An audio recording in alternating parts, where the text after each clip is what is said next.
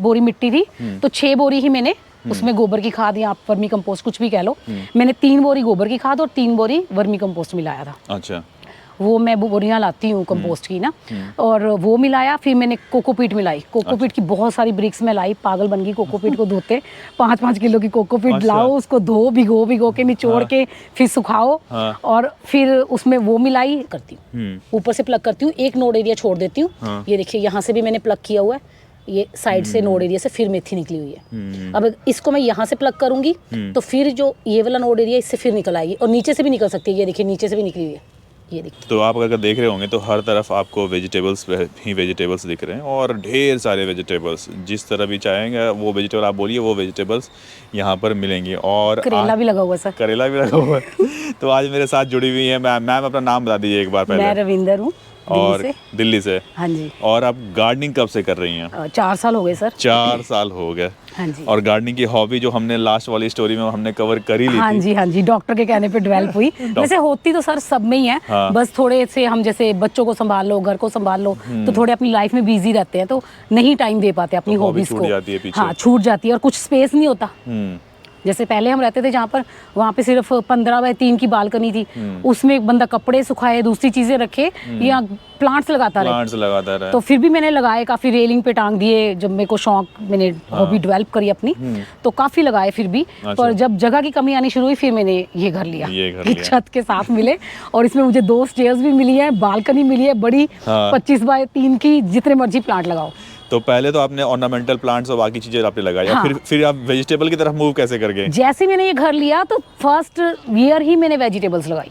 और कैसे रहे उस समय की? और उस टाइम थोड़ा जब मुझे एक्सपीरियंस नहीं था, जैसे मैंने करेले के वगैरह के सीड्स डाले और ग्रो भी हो गए, नीचे बालकनी में मैंने ग्रो किए। उसके बाद मैं उनको ऊपर लगा के चली गई छत पे। इतनी हीट थी कि मतलब उबल गए, वो गल गया, सब जल गया, कुछ भी नहीं हुआ। फिर मैं अब ये नेट लगाती हूँ, ग्रीन नेट। समर्स में ग्रीन नेट के नीचे ही वेजिटेबल्स ग्रो करती हूँ। अच्छा। क्योंकि यहाँ इतनी हीट है। मैंने एक बॉटल रखी हुई थी, वो जो बिस्लरी की 20-20 लीटर की बॉटल आती है ना, वो यहाँ टाइल्स पे पड़ी थी, वो उल्टी हो गई होगी कहीं, लेटी हुई थी। मैं शाम को आई तो वो नीचे से फ्लैट थी। इतनी गर्मी थी कि वो पिघल गई थी नीचे से, बिल्कुल फ्लैट हो गई थी नीचे से, जैसे किसी ने तवे के ऊपर रख के उसको सेका हुआ हो। तो तब मुझे पता चला कि ये यहाँ पे ऐसे ओपन में नहीं होंगी, क्योंकि इतनी हीट है। अगर एक वो प्लास्टिक इतनी हार्ड होती है बहुत ज्यादा, अगर वो फ्लैट हो सकती है तो इन गमलों में क्या चीजें होंगी। तो अब मैं क्या कि नेट लगाती हूँ। मैंने इस टाइम सारी नेट हटाई हुई है क्योंकि विंटर है। पर मैंने ये जो अपने ये वाले प्लांट्स हैं, इनके ऊपर अभी भी शेड लगाया, क्योंकि इनको पाले से बचाना जरूरी है। अच्छा। ये थोड़े मिलते भी मुश्किल से है, कोई कहीं से मिलता है, कोई कहीं से मिलता है, और अगर इनके ऊपर पाला जाएगा तो ये बिल्कुल ही खत्म हो जाएंगे। और ये बिल्कुल कॉस्टली वाले प्लांट हाँ, भी हैं, तो ये सब मैंने ऐसे थोड़े बचा के रखे हैं ऊपर, ताकि इनके ऊपर पाला ना पड़े। थोड़े से भी बच गए तो मैं फरवरी में फिर से ग्रो कर लूंगी। अब ये सारे मेरे बल्ब्स हैं, ये एमेरल्स लिली के हैं, रेन लिली के हैं, बीच में रजनीगंधा के हैं। इन सबको मैंने एक तरह से डोरमेंसी पीरियड दिया था, साइड पे रखे थे कि यहाँ पड़े रहेंगे। हुआ क्या, बारिश पड़ गई इनके ऊपर। अब इतने प्लांट्स को आप अलग से स्टोर करके नहीं रख सकते ना, नहीं रख सकते। तो कोई बात, हाँ फिर भी बच जाएंगे, क्योंकि फरवरी में दोबारा मुझे इनको रिपोर्ट तो करना ही है। बिल्कुल। तो बल्ब अंदर पड़े हैं, पर ये है कि बल्ब अगर सो के दोबारा उठे तो अच्छी फ्लावरिंग करते हैं। अगर आप उनको डोरमेंट नहीं होने दोगे ना, तो वो फ्लावरिंग पे इतना ध्यान नहीं देंगे, सिर्फ लीफ ग्रो करते हैं। पर अब देखो ये क्या करते हैं, देखिए दोबारा से ग्रोथ शुरू होगी ना लीव्स की, ये देखिए रजनीगंधा में, और फिर ये फ्लावरिंग देना चालू कर देगा। हाँ, इस बार सर मैंने ये स्वीट पोटैटो वाइन भी लगाई है। वाह। जबकि वाइन्स एज ए मैं डेकोरेटिव प्लांट्स ग्रो करती थी, ये मैंने शकरकंदी, जो घर की शकरकंदी होती है ना, उससे लगाया है। तो वैसे तो मैं इसको ना सिर्फ डेकोरेटिव प्लांट्स के लिए ग्रो करती थी। इस बार मैंने कहा इसको शकरकंदी के लिए ग्रो करके देखते हैं कैसी बनती है। क्या बात तो मैंने इसमें 2 कटिंग्स लगाई थी, अभी बढ़ रही है ये। और इस पे ना फ्लावरिंग भी होती है बहुत सुंदर। अच्छा। हाँ, ये देखिए आप इसके बर्ड बन रहे हैं ना, जैसे मॉर्निंग ग्लोरी का फ्लावर होता है ना, वैसा फ्लावर आता है इसके ऊपर, बहुत सुंदर, व्हाइट एंड पर्पल कलर में। तो अभी ये जब पत्ते पूरे पीले पड़ जाएंगे ना, फिर मैं निकाल के देखूंगी इससे कितनी शकरकंदी मिलती है, क्योंकि फर्स्ट टाइम ही लगाई है मैंने। बहुत सारी निकल जाएंगे फिर इसमें तो। और यहाँ पालक, अभी 2 दिन पहले मैंने साग बनाया अपने घर की पालक का। हाँ, तो ये सामने जो दिख रहा है ये धनिया हो गया ना? ये धनिया, हाँ जी। ये सर मैंने नवंबर में डाला था और काफी हार्वेस्टिंग ली है इससे मैंने, और फिर हार्वेस्ट करने वाला है ये। तोड़ते जाओ और बढ़ता जाता है। मैं ऊपर से पूरा नहीं काटती, जितना मुझे चाहिए होता है, जरूरत होती है उतना प्लग कर लेती हूँ। ऐसे ही पालक भी है। पालक भी मैं सिर्फ बड़े बड़े, पूरा ऊपर से नहीं कट करती, सिर्फ बड़े बड़े पत्ते हार्वेस्ट करती हूँ और अपना यूज कर लेती हूँ। उसके बाद ये छोटे छोटे पत्ते फिर बढ़ जाते हैं। अच्छा। और लगातार हार्वेस्टिंग मिलती रहती है, हर 5वें दिन आप हार्वेस्ट कर सकते हो। अच्छा, इतना होता है? हाँ, और मैं दोबारा ग्रो नहीं करती, एक सीजन में यही पालक है और यही सब जगह बढ़ती है। अब जैसी फरवरी आ जाएगी इतनी जल्दी ग्रो होगा कि आप उतना कंज्यूम नहीं कर सकते। इतना हो जाता है? हाँ, इतना होता है। तो फिर मैं नेबर्स में देती हूँ, अपनी सिस्टर इन लॉ के घर भेज देती हूँ। अरे वाह। अपनी सिस्टर को देती हूँ। ऐसे ये सरसों लगा रखी है। और ये सरसों सर इतनी टेस्टी होती है ना कि आप जब इसको प्लग करते हो ना, आप खुशबू देखिए इसकी। हाँ, खुशबू दिल करता है कि ऐसे कच्ची खा जाए, हाँ। धोते रहो और खाते रहो। और ये मेथी लगा रखी है सर। जैसे सब कहते हैं कि मेथी बस एक बार ऐसे काट लो तो हार्वेस्ट नहीं देती बार बार। आप मानेंगे मैं इससे 3 बार हार्वेस्टिंग ले चुकी हूँ और ये फिर चौथी बार रेडी है। और एक मैं पौधा दिखाऊं अगर 3 तरह आपको। के साग लगा दिया आपने। ये देखिए, ये यहाँ से प्लग किया फर्स्ट टाइम, फिर यहाँ से निकला, ये प्लग किया हुआ। ये देखिए, एक ही पौधे पे मैंने 3 बार प्लग की हुई है ना। और अब देखिए, तो अगर आप ध्यान से देखेंगे तो ये यहाँ से फिर शूट निकल रही है। ये देखिए, शूट निकल रही है ना। तो एक ही पौधे से कितनी बार हार्वेस्टिंग आप ले सकते हो। सिर्फ ये है कि आप कैंची से ऐसे मत काटो। मैं थोड़ी मेहनत करती हूँ, एक उसको खुद ऐसे प्लग करती हूँ, ऊपर से प्लग करती हूँ, एक नोड एरिया छोड़ देती हूँ। ये देखिए, यहाँ से भी मैंने प्लग किया हुआ है, ये साइड से नोड एरिया से फिर मेथी निकली हुई है। अब इसको मैं यहाँ से प्लग करूंगी तो फिर जो ये वाला नोड एरिया इससे फिर निकल आएगी, और नीचे से भी निकल सकती है। ये देखिए, नीचे से भी निकली हुई है। ये देखिए, ये यहाँ। तो एक ही बार आप मेथी लगा लोगे ना तो पूरा सीजन आप मेथी खा सकते हो, कोई दिक्कत नहीं है। अच्छा। पर ये है कि 5वीं 6वीं बार जब आप हार्वेस्टिंग लेते हो ना तो फिर थोड़ा पत्तों का साइज छोटा हो जाता है। और थोड़ी सी छोटी, मतलब इतनी ग्रोथ नहीं होती, थोड़ा छोटा होता है। तो फिर उसके बाद इसको फिर उसके बाद मैंने नेक्स्ट ये लगा रखी है ना, यहाँ पर फिर लगा दी है एक। जब तक मुझे उससे हार्वेस्टिंग मिलनी बंद होगी तब तक ये रेडी हो जाएगी। अच्छा, फिर वो बन के तैयार हो जाएगा। और ऐसे ही वहाँ पे सरसों लगा रखी है। अरे वाह। दूसरे उसमें वो वाली खत्म, अब पकना शुरू होगी ना। हाँ, ये पकना, फ्लावरिंग आ गई ना इसके ऊपर। और ये हनी बीज को इतनी अट्रैक्ट करती है ना। अभी तो खैर मौसम ऐसा है, वरना पूरे इसके ऊपर हनी बीज होती हैं। और एक पिछले साल तो सर क्या हुआ था कि मेरे यहाँ पे ना हनी बीज ने अपना वो बना लिया, छत्ते बना लिए दोनों शाफ्ट में, इधर भी। बच्चों ने छत पे आना बंद कर दिया। आप मानेंगे 5000 बुला के पेस्ट कंट्रोल वालों से छत्ते हटवाए। बताइए। अब वो मुझे कहेंगे हनी बीज आ रही है ना, रोज शाफ्ट चेक करा कर, उसमें छत्ता तो नहीं लग रहा। तेरी गार्डनिंग बड़ी महंगी पड़ रही है। तो बहुत सारी चीजें लगा दी। सामने लगा हुआ ये क्या, कौन सा? ये सर पीज है, मटर। अच्छा, मटर भी लगा दिया। हाँ जी, मटर लगे हुए हैं। ये सीड शायद इस पर ना सही नहीं आया था। अच्छा। तो बड़ी मुश्किल से ग्रो हुए हैं ये। 2 बार लगाए मैंने और तीसरी बार में मतलब वेस्ट गए। तीसरी बार जब मैंने डाला सीड अपने घर के मटर का, ये क्वेंटर मटर्स मैंने फ्रोजन मटर्स मंगवाए थे, उसमें से जो सीड डाला वो ग्रो हुआ। अच्छा। हाँ, जो मैं मार्केट से सीड लेके आ रही थी वो नहीं ग्रो हो रहा था। वो नहीं हो रहा। ये जो फ्रोजन मटर होते हैं ना, वही मैंने डाल दी कि देखती हूँ होते हैं कि नहीं होते, वरना अब तो सीजन चला गया, अब मैं डालूंगी नहीं। पर वो हो गए ग्रो। क्या बात है। और ये धनिया, इस पे भी देखिए फ्लावरिंग स्टार्ट हो गई है। इनसे ना खुशबू बड़ी अच्छी आती है और हनी बीज अट्रैक्ट होती हैं। बटरफ्लाई और हनी बीज इसलिए मैं रखती हूँ थोड़े थोड़े बीच में ना। और ये मूली है, रेड वाली मूली। अरे वाह, ये तो बिल्कुल बाहर से आ गई। हाँ, ये ना ऐसे ऊपर की तरफ चढ़ के जाती है, ये ऐसे नीचे से वो वाइट हो जाएगी। ये देखिए सारी लगी हुई है, बीच में से 4-5 मैंने उसका परसों हार्वेस्ट कर ली थी। बीच वाली साइड से दिख रहा होगा आपको, जहाँ गैप है।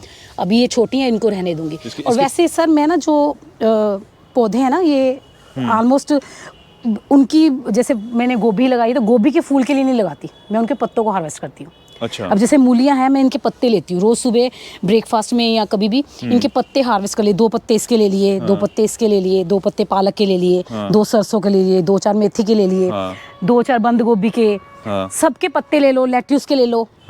ये बथुआ देखिए मेरे किचन गार्डन में अपने आप उगता है। अच्छा। मैंने कभी बथुआ नहीं डाला। ये देखिए बथुआ लगा हुआ है। तो ये 2 थोड़ा बथुआ ले लिया, थोड़े लेट्यूस के हरे और ग्रीन दोनों ले लिए। इन सबको वॉश करो, बारीक बारीक काटो और आटे में गूंद लो। अच्छा। आटे में गूंद लो और आप उसकी परांठी बनाओ, रोटी बनाओ। बहुत ही अच्छा टेस्ट आता है और हेल्दी बहुत होता है वो। अब इससे जितनी भी रिक्वायरमेंट होगी बॉडी की वो सारी, हाँ, सब पूरी हो जाएंगी। क्योंकि आपने कितनी तरह के पत्ते डाले ना, आपने धनिया डाला, मेथी डाली, पालक डाली, सरसों डाली, हर सब तरह के, गोभी के, बंद गोभी के, ब्रोकली के, और सब तरह के आपने पत्ते डाले हैं उसके अंदर। सारे के सारे ऑर्गेनिक, फ्रेश। हाँ, फ्रेश हैं, ऑर्गेनिक हैं। और उसको बारीक बारीक काट के आपने अपने चपाती के अंदर बना लिया। उसको खाओ। आपको जिनको एसिडिटी की प्रॉब्लम होती है कि हमें एसिडिटी हो रही है, जलन होती है कुछ भी खा ले, तो आप इसका परोठा खाओ, कुछ भी आपको बिल्कुल जलन नहीं होगी। अरे ये तो बिल्कुल आप खा के देखिए कभी भी। ऐसे सर मेरे को पता नहीं था पत्थर चटेगा। अच्छा। मैं एक छोटा सा प्लांट लेके आई थी पत्थर चट्टे 50 रुपए का। वो यहाँ इस पॉट में लगा हुआ है। ये मैंने वहाँ रखा था, तो आप मानेंगे नहीं, मेरे चांदनी में, यूफोर्बिया मिली में और एक नीचे इतना इतना बड़ा हो जाता है। मैं काम कर रही हूँ, बीच में इसकी वो ब्रांचेस अटक रही हैं, मैंने सारा उखाड़ उखाड़ के फेंक दिया। पर अब पता चला है कि इसका इसका पत्ता है ना, पत्थर चटेगा, हाँ। वो बड़ा हेल्थ बेनिफिट देता है, आपके शरीर की सूजन को, ब्लोटिंग को कम करता है। अच्छा। पथरी की जरूरत नहीं है, आप वैसे इसका खाओ 3 महीने तक, बहुत हेल्थ बेनिफिट है इसके। ब्लोटिंग नहीं होने देता है, कुछ नहीं सर, पत्ता तोड़िए, हाँ, इसको वॉश करिए और खा लीजिए। और ये ना जैसे खट्टा होता है ना, हाँ। तो इसका स्वाद खट्टे सा होता है। हाँ, ये खा के देखिए आप। और इसके एक बात और है, दिन में खाओगे मॉर्निंग में 12 बजे से पहले तो बहुत खट्टा होता है। हाँ। जैसे जैसे दिन ढलता जाता है बकबका सा होता रहता है। हाँ, इस टाइम देखिए खट्टा नहीं होगा ये। हाँ। बकबका सा है ना, जैसे जैसे रात होगी और बकबका सा हो जाएगा। मॉर्निंग में 12 बजे से पहले खाओ, एकदम खट्टा होता है, जैसे इमली होती है ना, अंगूर होते हैं वैसे। ये तो नई चीज बता दी। और इससे ना कि जो शरीर में गांठें पड़ जाती हैं या कुछ भी है, वो भी नहीं होती।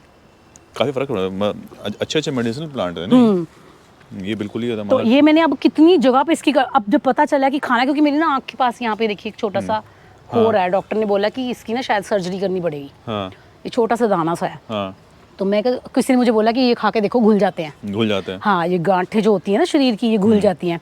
और ये मैंने लगाई है अंगूर की बेल, ये एक प्रॉपर्टी डीलर है, उनके वहाँ पे बाहर उगी हुई थी।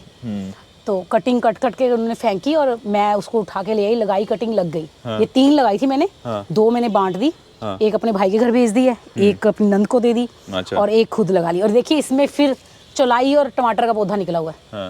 बीच में विंका भी कितने सारे उग रखे हैं। बहुत बढ़िया। तो लोग पूछते होंगे कि भाई आपने सॉइल कॉम्बिनेशन क्या रखा था, क्या रखती हैं? जैसे कि बिल्कुल हाथ में जादू है कि कुछ भी लगाती हैं अलग। मैं सर एक जैसे मैंने अब तो देखिए मेरी मिट्टी बहुत 4 साल से यूज हो रही है। हाँ। एकदम से वेल ड्रेन बन चुकी है, इसमें मुझे कोई झंझट करना नहीं पड़ता। जब मैंने पहले माली से मिट्टी मंगवाई थी ना, तो वो क्या करते हैं कि हमें ना जो खुदाइयों से मिट्टी निकलती है ना, हाँ। यहाँ पीछे भी एक बेसमेंट खुदी थी, काफी बड़ा कोई सरकारी प्रोजेक्ट था। हाँ। उसने मुझे वहाँ की मिट्टी ला के दी। अच्छा। उसमें क्या है कि एक तो ढेले बड़े होते हैं और ऊपर से ना एक अजीब सी तरह का पत्थर निकलता है। मैं आपको दिखाती हूँ अगर हुआ तो।